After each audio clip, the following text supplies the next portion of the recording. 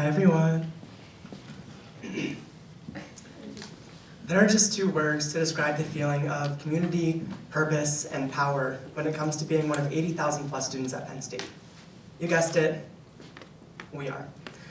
I know it can feel cheesy at times when you're caught off guard in the streets of Boston or are forced to finish the chant after pulling an all-nighter, but it is within these two words that we see the long and deep history that Penn State has in building up communities to expand what has been meant by we. Just as this university was built from the ground up, our understanding of Penn State and of communities has evolved at the hands of those who have had to fight for rights, safety, and crucial changes to be made here. While student advocacy efforts have faced challenges throughout virtually all of Penn State's history, the path of least resistance is rarely the path for progress. In the early 1970s, the homophiles of Penn State received immense pushback from administration in the form of tearing down banners and rescinding the organization's charter. This organization pushed back. They filed a lawsuit against Penn State, won, and continued fighting for increased visibility and safety at this very campus.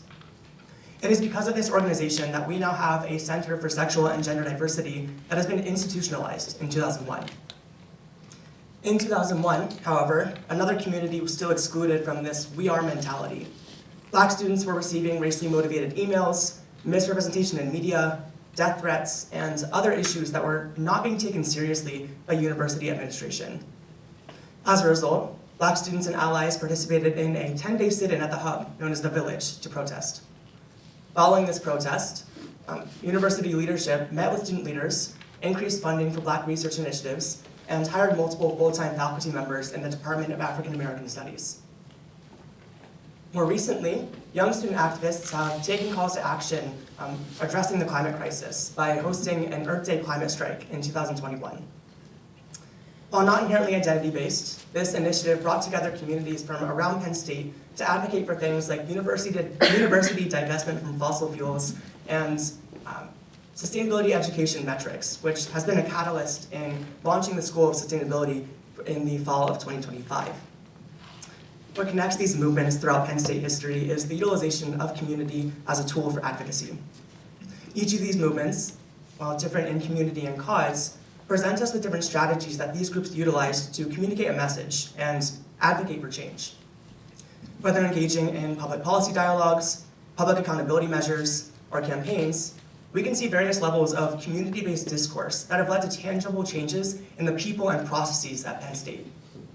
Advocacy is a means to speak truth to power, and this is the way that we can move forward together, and this is how my specific experience comes into play when we talk about connecting this critical link between students and university leadership by speaking truth to power. In back-to-back years, two notoriously homophobic, transphobic, and racist speakers were invited to speak on campus by a far-right organization. Milo Yiannopoulos was slated to arrive in 2021 to talk about how to pray the gay away. And Gavin McInnes was slated to arrive in 2022 to speak about the comedic messaging of the Proud Boys. The Penn State community pushed back on the arrival of these speakers and grappled with the lack of regard for the Penn State community for marginalized students in this community.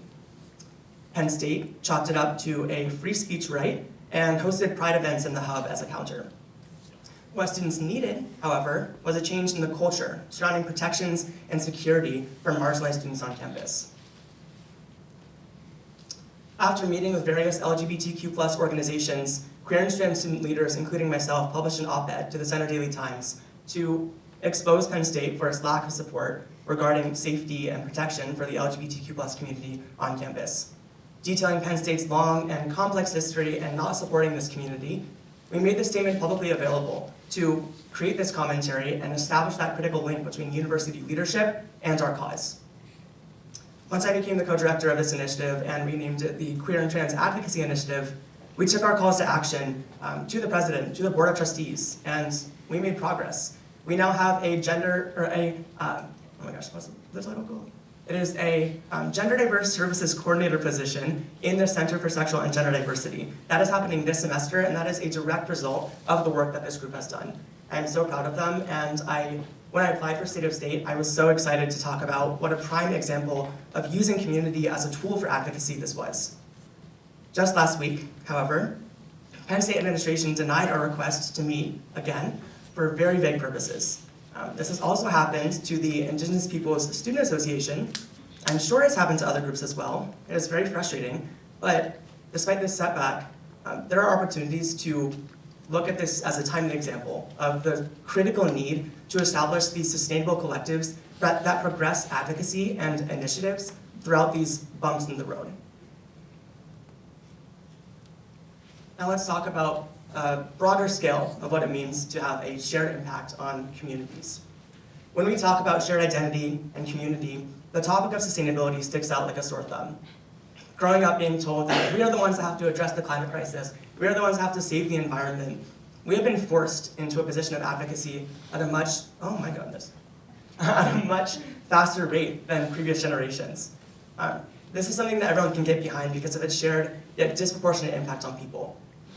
Especially as students, we all suffer from a lack of sustainability education here on campus. We all suffer from a lack or being represented by a university that does not act on moral grounds regarding our sustainable landscape. I will say that Penn State is a leader in some regard in the sustainability space. We are ranked 4th out of 210 US universities for sustainability rankings. We have great experiential learning opportunities, and the staff at Penn State Sustainability work day in and day out to make change here on campus. That is wonderful, but institutional efforts are not the only route that we need to advocate for changes here on campus. What people need when they have a shared initiative, shared identities, these paths for progress, when people come together, they can do basically anything here on campus. It is utilizing new ways or new unconventional routes of communicating to cultivate ideas, move forward, and work on initiatives. And that's exactly what we're doing. Last semester, I worked with various student leaders in the sustainability space to restart and revamp what is now known as the Student Sustainability Network. This is a roundtable of organizations that is designed to create shared resources, collaborate on efforts, talk about the obstacles that we've been facing with university leadership, and move forward together. This is a wonderful group that comprises the University Park Undergraduate Association, the Student Farm, Student Sustainability Advisory Council, Eco-Reps, and countless others that are trailblazing this path as sustainability champions in creating this new collective. And we are already hitting the ground running, making great progress as a result of creating this community. Up top, you can see the creation of a resolution passed by the UPUA in collaboration with organizations from this network. It supports presents this formalized student support for the creation of a climate action plan at Penn State. This is very critical for the development of Penn State in reducing its carbon footprint and in providing student support and feedback in joining the Carbon Emissions Reduction Task Force and collaborating with university leadership on these activities.